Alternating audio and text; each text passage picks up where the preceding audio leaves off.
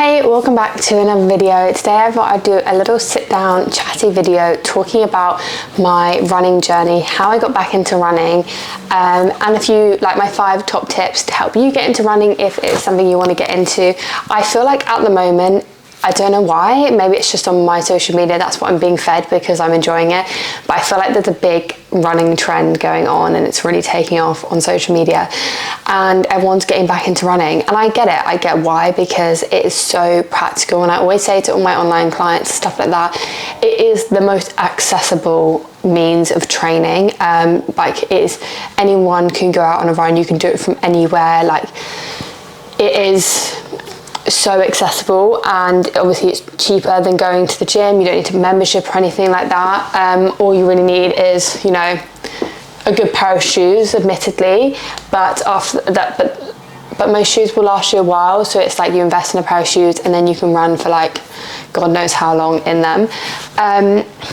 So yeah, I thought I would sit down and talk about it, talk about why I've got back into running, how, because if you have watched me for a long time or followed me for a long time, you would have known that in lockdown, when I first started my account, I really enjoyed running. It was a big passion of mine. I really got into it. I didn't really ever run long distances though, to be honest. The longest I ever ran was about 10k, but most of the time I'd just be popping out for 5ks, anywhere between 5 and 10. And I really got into doing it with my friend. We absolutely loved it. But then I would say like it was before I moved to London, but basically when I moved to London 2 years ago, I just fell out of love with it. I think I didn't really enjoy running in London. I think that was the problem, and that really made a difference. And then as soon as I stopped doing it, I found it really hard to get it back because I just felt I wasn't very fit and I just struggled, and I just really didn't enjoy it. But now it's fair to say over the last 8 weeks after completing a 10k plan, I have fallen back in love with the running bug, so much that I booked in to do a half marathon in October, which you would have seen on my page already, some of the content coming through of me training that as I'm documenting the whole journey over the next 12 weeks.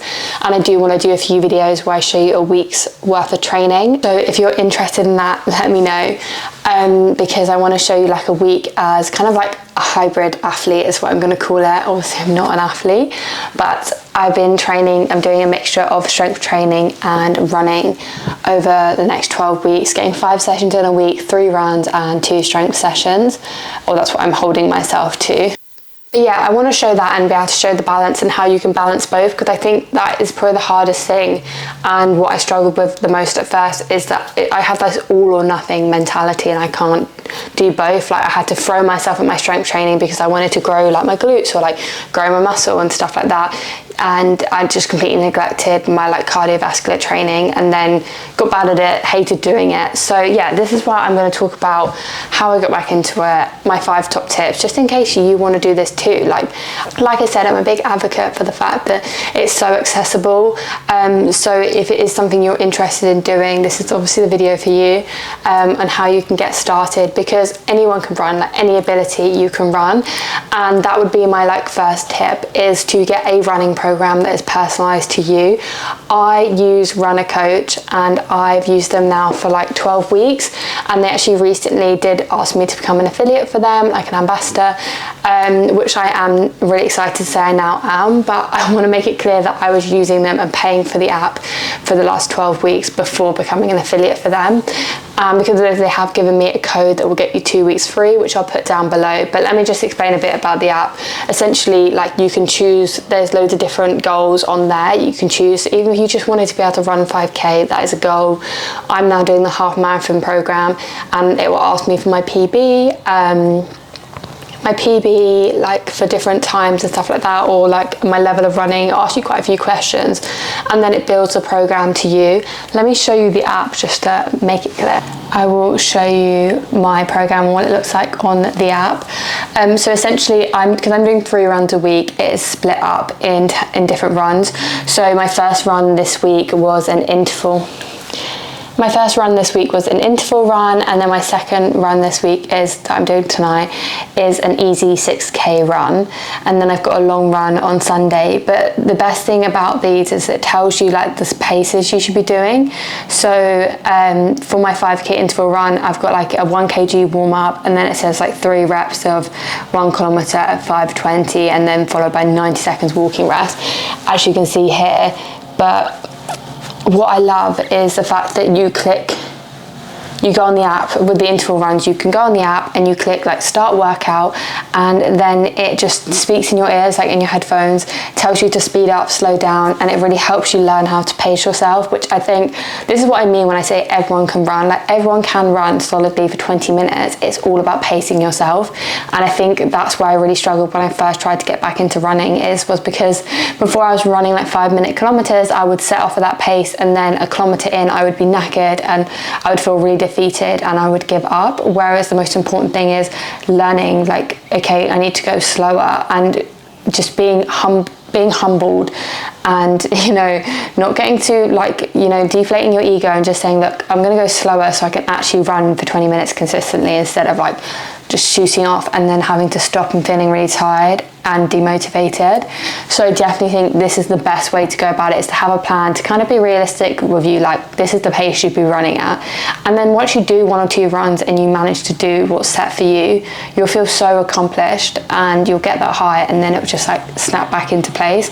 Obviously that's not for everyone, but I do think a plan does really help, and runners definitely really help me, and I would recommend it as well, even for beginners, over Couch to 5k, because Couch to 5k is like, everyone I've spoken to who's done it, there's a big gap where it suddenly jumps to 20 minutes of consistent running, which I think that is what really knocks people and makes them just like unmotivated because they can't do it. I just think it's poorly designed, and it's not designed to your times and you personally, whereas runner is. So that would be my first top tip. My second top tip would be to invest in a good pair of shoes, especially if you're really going to take this seriously. Do not try running in Converse or Vans or any like flat fitted shoes like that. It will just give you an injury, and it will put you off, and it will stop you from doing other methods of training that you like as well. I recently, if you saw one of my last videos, I went and got my gait analysis done at Asics, and I bought these shoes. I've got the Gel Nimbus 25 shoes from Asics. They did set me back about £150, but I was really annoyed because I got home, saw them on Runner's Need, and they were discounted and they were only £80. So you should get one of those, I think it's like the Chrome browser like extensions that tells you all the discounts, like compares over different shoe shops, and you can definitely get yourself a good bargain and a good pair of shoes for a good price. But like I said, yeah, they sent me back 150 quid, but these will last me for a while now. Like I plan on keeping these for a few years, and they're going to last me up until my half marathon. They are going to keep me going, and it's made such a big difference. My pace has been better. I'm feeling springier. I haven't had any like problems with my knees. They're very cushiony, so there's a lot more impact and doesn't affect my knees as much. But obviously doing a gait analysis, a lot of shops will do it for free. You can just go in and they do it quickly. It literally takes like half an hour, and they suggest shoes for you. The best place to go to is probably Runner's Need, because they have a wide selection of shoes. Whereas if you go to a brand, obviously they're only going to have their brand of shoes in there, which just might not be right for you. But yeah, so if you go to Runner's Need, they'll have a good selection across lots of different brands. And yeah, now find something that works for you and how you run and your technique. So I definitely would say that would be my first one. And then my third one kind of comes into, my second one, and my third one would kind of come into the second point, is like treat yourself, buy yourself the equipment. I also bought myself a running vest from Amazon. I didn't splurge and get the Salomon Active Skin one that everyone's got, because it is £110, but I did buy myself a new running vest, which I was really excited to go out and try and run in. And all of these things just make it a little bit more exciting. So stuff like that I would say is really important. Also running in different locations. Molly and I run my friend Molly quite a lot, and we will always try and mix it up and go to different areas in London, meet and do our runs there, and then we can go for coffee afterwards, and that's just like our ideal Saturday morning. Or if she comes sometimes to mine in the evening, I'll go to hers, we'll cook dinner afterwards, and it just breaks up the week, which would lead me on to my fourth point. that I think you should try and find people who are at a similar pace to you, so you can run with someone or join a run club. And there's so many popping up now across London. I'm actually going to a run club tonight, and it's my first ever run club, so I will let you know how it goes. But yeah, essentially that's gonna be fun. But there's so many run clubs popping up all over London, so it's definitely worth looking out for one near you and seeing how you seeing if you can find people who work at a similar pace to you, who are in your local area, that you can go on runs together and keep yourself accountable. Molly and I are both training for a half marathon, so we are keeping ourselves accountable together, which is really good. And yeah, I think it's so much more motivating having a friend, because those moments where you feel like you might want to stop, they can carry you on, and like vice versa. But then obviously sometimes people find it's a bit of a solo sport and you just want to be by yourself, and just switch off for the day. I do love running because it's just, I don't look at my phone, whereas in the gym in between sets I'll look at my phone, whereas running I'm just in my own head and got some music on, and honestly the half an hour, 45 minutes, it just flies by now, because I just learned to switch off. And I think that is the most important thing. You just got to learn to switch off. And what's nicest about those tempo and interval runs that I was talking about, the runner coach do, is that the interval runs go so quickly, because you'll be like, oh, I've got 500 meters at this pace, and then you get to stop. And then you've got to okay, I've got to do another 500 meters, and it just kind of splits it up, and going like, oh, I've got to run for 45 minutes. Like, there's just little goals, and before you know it, you're halfway through or you're at the end. So, and then my fifth thing, this is a super short and sweet video, but I just thought this would be just a nice kind of intro into the running content. My fifth thing would definitely be to set a goal, whether no matter how small it is, it kind of goes along with getting the plan. Just having something to follow really just makes a difference than just saying like, oh, I'm going to run for 30 minutes twice a week. Like, that is just not really measurable. It is measurable, but it's not, it doesn't have like a time frame to it, and it's a very loose goal. Whereas if you say like, in the next 6 weeks I want to be able to run 5k under this certain time, and then build a plan around that, then that's way better, and it just gives you a goal, like an end goal, which you can work towards. And I think that in itself makes it a lot more fun and exciting, giving yourself a goal to work towards. But yeah, I think that would be all of my tips, to be honest. Make sure you're hydrated and fueled before your runs, because if you go out and you're hungover and tired or something, it's not going to be a good run probably, and you will feel shit because you won't be able to do it. So all of these things make a difference to like hindering your motivation when it comes to running. But yeah, if you have any other questions for me, then please pop them down in the comments below, because I would love to know what kind of are your hesitations or worries or questions around running and getting into it, and maybe why you haven't already, or what you're nervous about, because I would really want to just like help you break those down. Because yeah, I think for me, like, it was quite intimidating at first, and I was nervous, and I was really beating myself up that I couldn't do it, and just finding like a few little simple steps that have helped me get back to it has made the biggest difference. So definitely get a plan, invest in some kit, find some friends that like want to support you with your journey, or you can run with like similar standards. Set a goal. It was definitely super important.